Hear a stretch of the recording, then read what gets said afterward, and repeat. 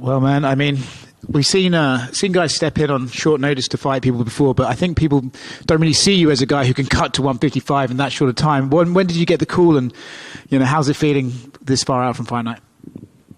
I don't even remember when I got the call. They called me a couple times, but I'm almost there.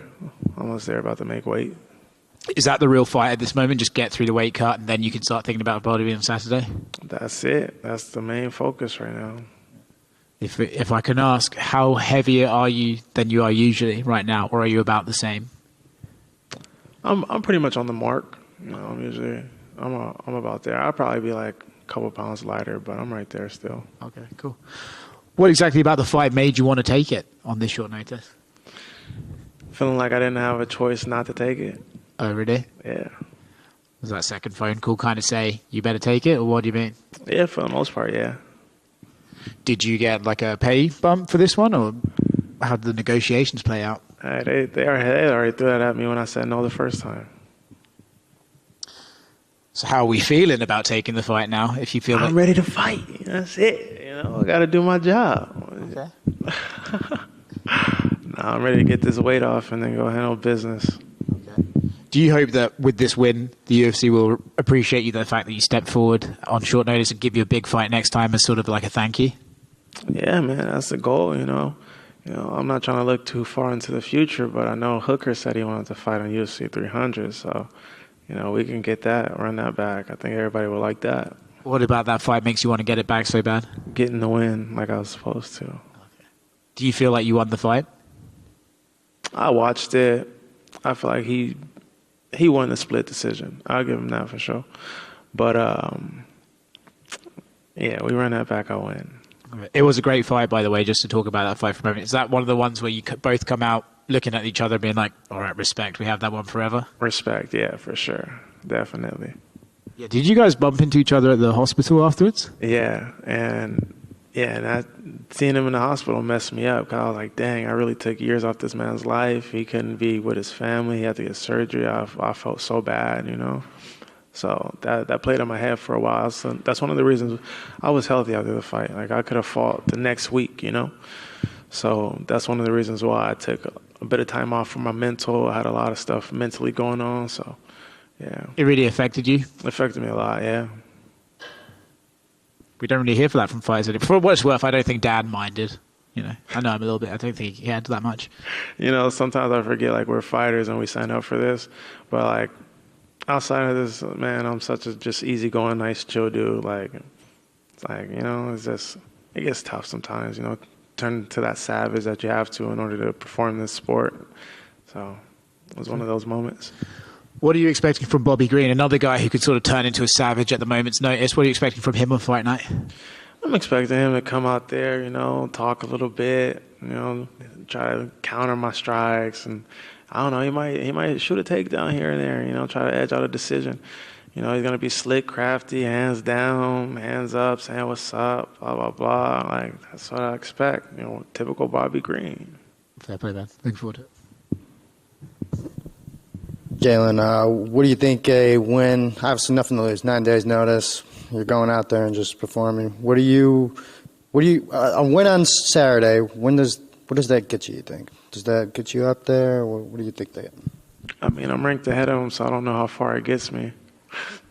I think it just gives me some love amongst the fans and love amongst the company. So that's it. That's what I'm doing it for the most part, and got to feed my kids. Win or lose, is Hooker next? I mean, look, he said UFC 300. I would love UFC 300, so I just think it makes sense. I like to make the job easier for the promotion and put together things that make sense,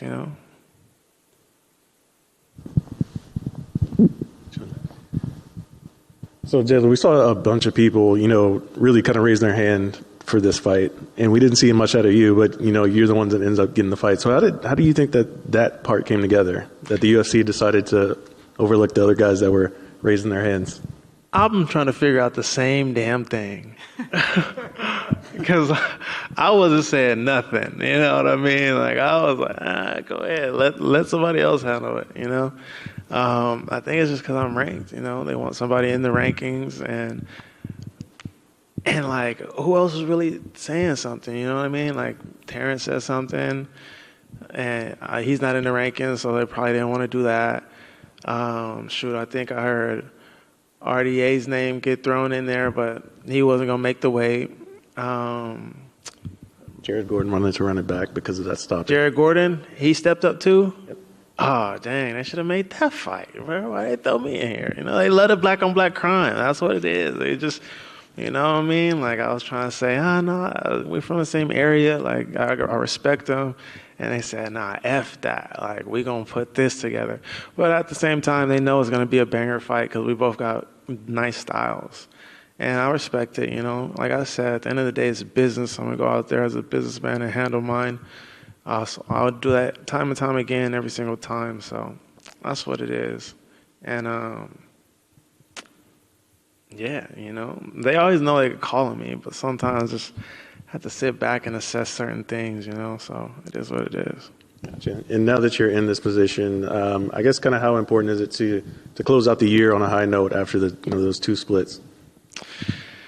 Man, look, I beat Gamrot. I'm going to say that to the death of me, and I'm going to say that until I get to fight him again and beat him definitively. You know, just that Hooker fight was a monster. I'll give him that.